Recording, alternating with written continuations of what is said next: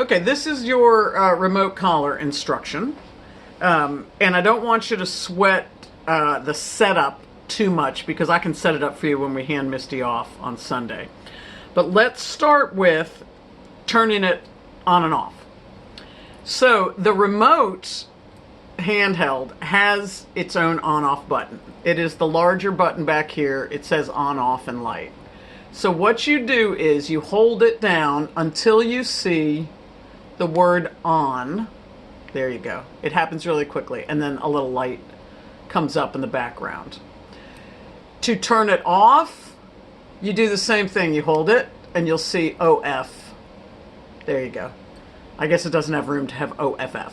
So OF, and then it goes off. Hold it down again. On. There you go. So it's really just a holding until you see the screen adjust. Now, to turn the collar is dependent on the handheld. On the side of the handheld that has just the one button, the vibrate button, there's a little red dot spot. On the top of the remote collar, there is a little red spot. So to turn this baby on, you take the two red spots and you touch them. And when you do, you will see, oops, sorry, green light goes on, it's on. And to turn it off, touch again for red light. Turn on for green light, turn off, red light. Okay, so now I'm gonna put it on again. All right, so both of these babies are on. Now, I will put the collar on Misty when you see her so that you'll feel how tight it feels. These collars have to be more snug than a regular collar because twofold. We want to make sure that the little prongs, the sensors, are tight enough and dig past her hair. And she's got, moderately long coat. So that's part of it. The other part of it is that we want the collar, the box, to stay on the side, slightly low, but we do not want it to slip around to the trachea and the larynx because that is much more uncomfortable to the dog, unfairly uncomfortable, much more sensitive spots. So we always want the box up here on either side, which means that as she starts running around, and especially because her coat is kind of smooth, if it's too loose, it's going to slide down here while she's moving. So you always want to keep an eye on it and make sure. Now, I did have it on her once, apparently too loose, but it swung all the way over here and stayed. So that was fine, no problem, as long as it's over here. So you want to make sure as you're moving along that you don't look down and see a box down here. So therefore, it's a little tighter. What most people will tell you is that when you fix it and you clip it on, that you should just barely be able to fit two fingers under here or under here, under the prongs, but that it should be tight. So you'll see what it feels like the first time. If you're not used to these things, the first time that you feel it on her, you're going to feel like it's too tight and you're going to loosen it. In spite of whatever I tell you, you're going to loosen it and then it's going to slide. It happens to all of us. And I will always err on the side of looseness and end up having to tighten it later. So what are you going to do? Anyway, you will figure that out. So we put it on. I always like to make sure that the light, let me give this a vibrate.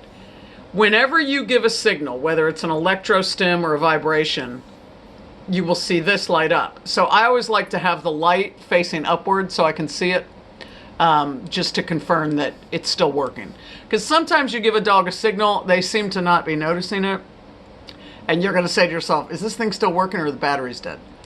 Yep, it's working. Yep, it's working. Okay, so I like for that light to be up top.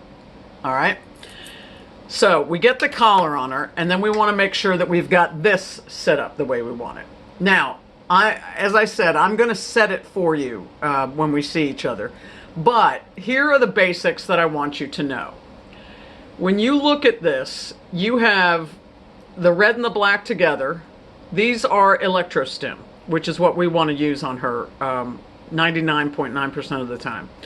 The electrostim is like a TENS unit. I always tell people to try it so you can see what it feels like. It's not a shock. It's not electroshock. It's much tamer than that. It's exactly like a TENS unit, same technology that we use in physical therapy and rehab.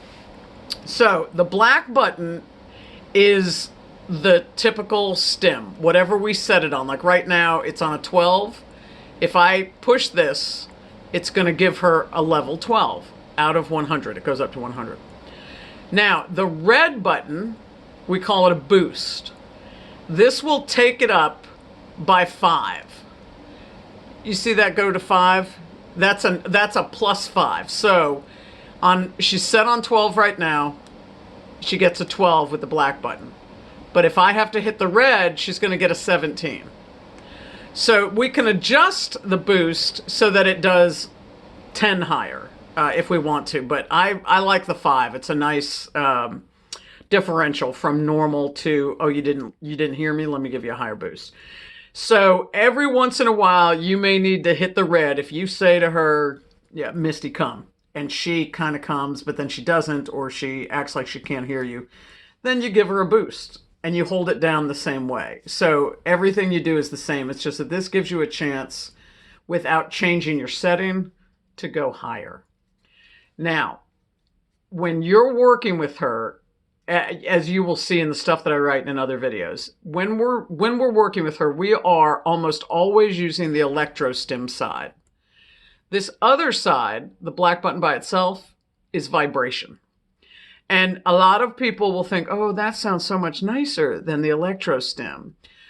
But most of the dogs, almost every single one of the dogs that I have ever known, would much rather have the electrostim, because what happens is, and you can do the vibrate on yourself too, but what happens is the box is almost like a pager, so it shakes a little more. It doesn't shake for the electrostim, but it shakes, and it can become much more disturbing to the dog than the electrostim. So what I did one time, I always want to see how the dogs will react to the different stimulation. The vibration doesn't have a range, it just vibrates at one level. So I was out with her on a long line at one point, and I was giving her a command, which I'll tell you about later, the here command, which means come on over here to me, sort of a loose heel, an informal heel. So I was giving her that command, and she was doing flybys and wasn't coming right over to me the way she's supposed to. So on the third one, I thought, well, let's see what she does with the vibration, and I tapped it. I didn't even hold it down and keep the stimulation going. I tapped it, and she came right over to me, sat down next to me, and leaned on me. Which was cute and sweet, but also said to me, wow, okay, vibration is not something I'm going to use in the normal course of business. If I really need her to come over to me, oddly enough, vibration is sometimes the thing that gets her attention. It's the slap in the face to get her attention. So unless you are at a point where you're like, she is not listening to me, you probably won't use the vibration ever. She prefers that you not. So obviously it doesn't do her any harm because it's just vibrating like a pager. But so there you go. All right. To understand the levels at which we work, like I told you, this goes from 1 to 100. And the way that I found what we call her working level is I put the collar on in this training room. Quiet, minimal distraction other than the glass doors. So she's looking outside, but she's all relaxed. So I put it on 2, and I gave her stimulation. What I was looking for was a blink of the eyes or a flicker of the ears or something like that tells me almost like she thought she saw a bug or heard a bug. Very slight.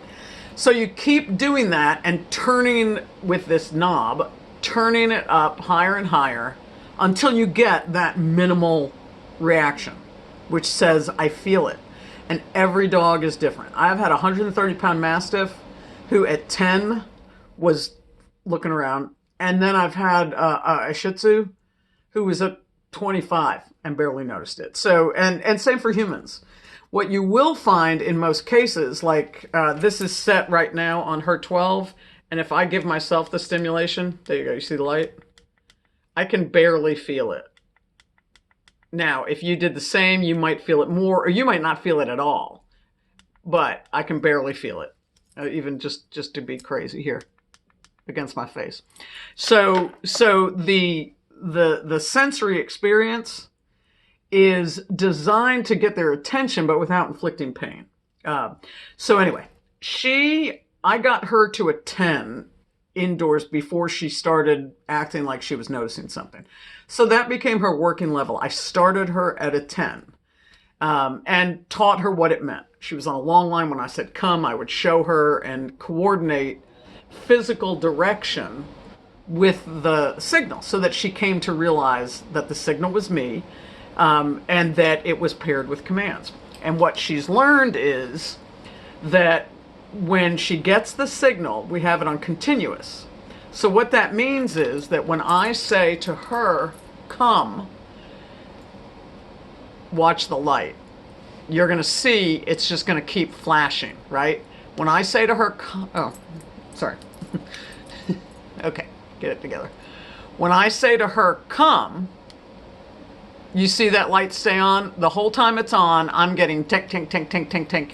So the light's on and I'm getting a continuous signal. And when she starts coming to me, I take it off.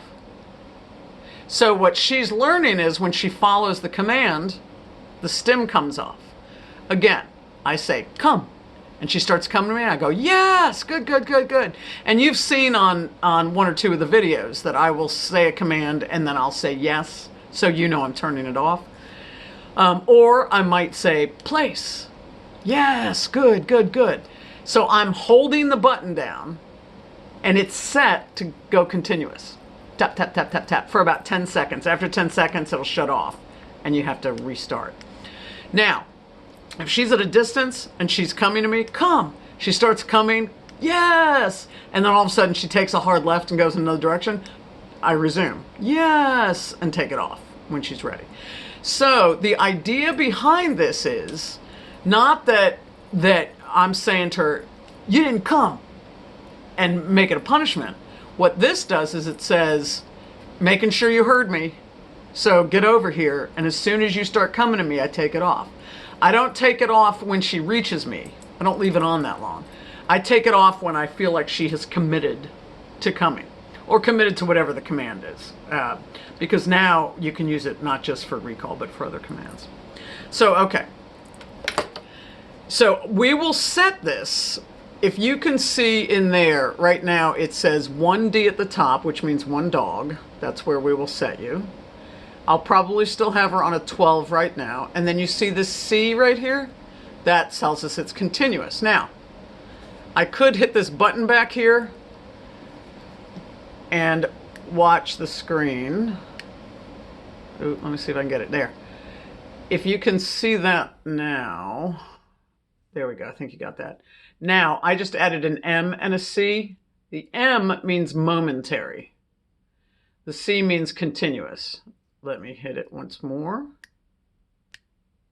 Took the C off. So now when it's momentary, if I want that signal, all she's going to get is one bink. See how it didn't stay on? Bink. So if I want to give her a continuous signal, I have to keep popping it. So remember, before when I held the button down, it stayed on as long as I had my finger on it. But here we have to lift and do it again. So I'm going to set you on continuous and leave you there, which is where I always am too. I never take it off continuous on mine. Okay, so now let's get to the dial. This dial, we push it in. Let's see, right now it's on 15. Oh, maybe it was on 15. I'm reading it backwards. All right, anyway. When we want to set this dial, changes the levels. We just turn it to and fro and it changes the levels. When we find a level that we want to work on, like 10, which was her starting level, then we push this down until the number flashes. Now it's locked in. So I can turn this all I want and that number's not going to change. And that's good because if we're out and about and this thing's in our pocket, we want to know that we're not accidentally turning her up to 80. So we lock it in. So when I leave you, probably at a 10 or a 12 set, you'll have whatever the base number is, and you'll have the 5 level boost. So you can do 10 and 15 automatically. 10, 15, 10, 15, or 12, 17, 12, 17, whatever. But if you are ever in a situation, let's say you're out on the beach and you're like, oh goodness, something's up, and you feel like, no, we're going to have to turn this up. We call this rolling the dial. Unlock it, flash, turn that baby up, and go ahead and hit. Or turn it up and lock it. Doesn't matter. But you push this down, number flashes, roll, lock it in. Again, push it down, number flashes, roll it, lock it in. Number flashes, okay? So this dial is rarely used once you know what level you're working the dog at. Now, as she gets more and more acclimated to the tool, you may end up needing to, I'm going to lock her back in at 12, which is where I've been meaning for her to be. There we go. So she's locked in. I turn this dial, it doesn't matter. So you will rarely be working with this dial. Mostly you're going to be working with these two buttons and occasionally the vibration if you need to. All right. What you're going to be doing when you are taking her out is literally, you can see I could wear around my neck. I also keep it in my pocket, or sometimes if I know I'm going to be doing something exciting like off-leash work, it's in my hand. You never want this thing to be more than a few inches from your hands when you are out and about with her. So, okay, so I hope that that helps. Just a quick repeat. This is our on and off button. We hold it down until the screen adjusts to what we wanted, on or off. This turns off. Here we go. Red to red. Turn it off. Red light. Incidentally, you can turn the collar on and off with this, even if it's off. Doesn't matter. Now I'm going to hold this button here until I see a flash and power off. Okay, I hope that helps. Sorry this was so long, and you just let me know if you have any questions. See ya.